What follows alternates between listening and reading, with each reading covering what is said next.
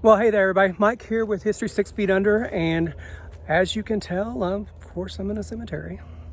So this little cemetery is known as Samford Cemetery, and it has been basically abandoned. There's nobody that's really in charge of it anymore, although it's obvious that families still do come and visit. But there's a lot of neglected graves here, and as you can see, just looking around, the grounds just aren't really taken care of that well.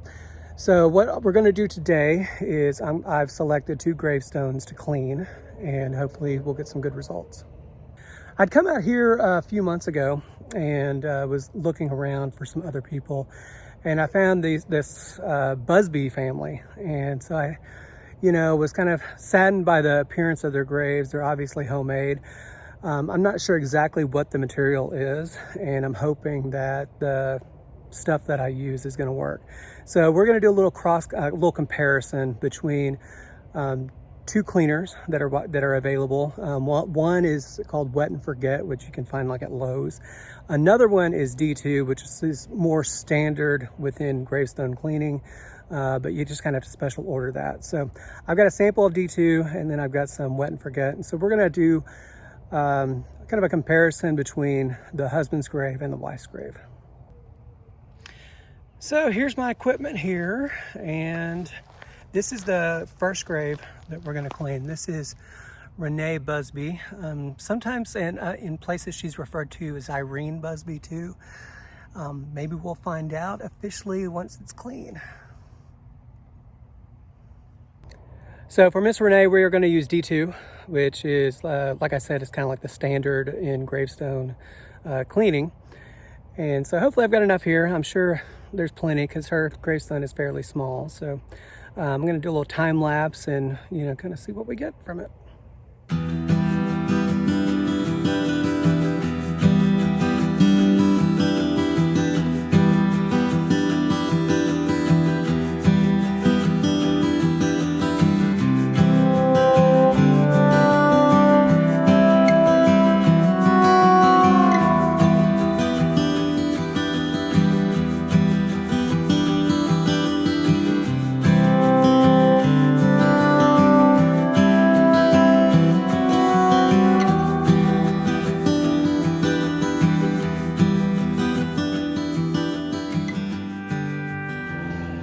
So there's a plane.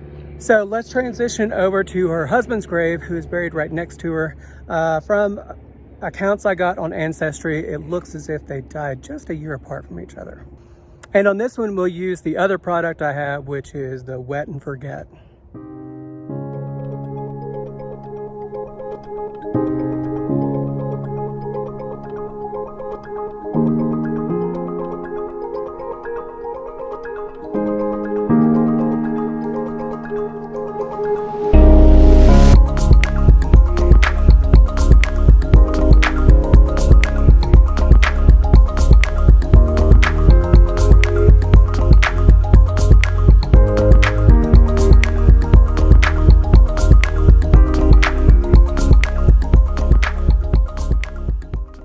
Well, I know, at the time of filming this, it's like fall and people are preparing for Thanksgiving, but it's still hot as blazes here in Florida. So that's why I'm sweating so much.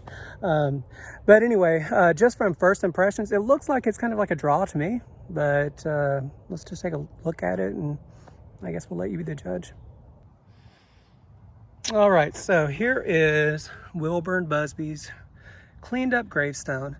It's still hard to see the death date, but I'm absolutely certain this is her husband based upon the year he was born. But this was done with the Wet and Forget, and then right next to him is his wife, Renee or Irene. She is listed as both in a lot of records. So, I think both products did a really good job. This one was cleaned with D2. And I don't know. So one of the true tests of both these products is the fact that, they're meant to work over time. And so the D2 and Wet and Forget, they continue to work for weeks afterwards. And in fact, the reason why they call it wet and forget is because a lot of people just like spray it on and just leave it and just let it occur naturally rather than brushing it and spraying it like I just did. But you know, if you want like quick results, you know, you do some brushing, you do some spraying. You can do the same thing with the D2. You can just like let it, look at me sweating here. But you can leave the D2 on. That's what a lot of people end up doing, just spray it on, then come back months later and it's just a pristine gravestone. So anyway, I'm gonna take a look around a little bit more. And I've got enough product here, I can probably do a little bit more. So anyway, thank you all for watching, and be sure to check out my other videos. Be sure to check out my website, Instagram, follow all that stuff. You know what to do. You've been told many times before. So anyway, thank you again, and I'll see you later. Take care.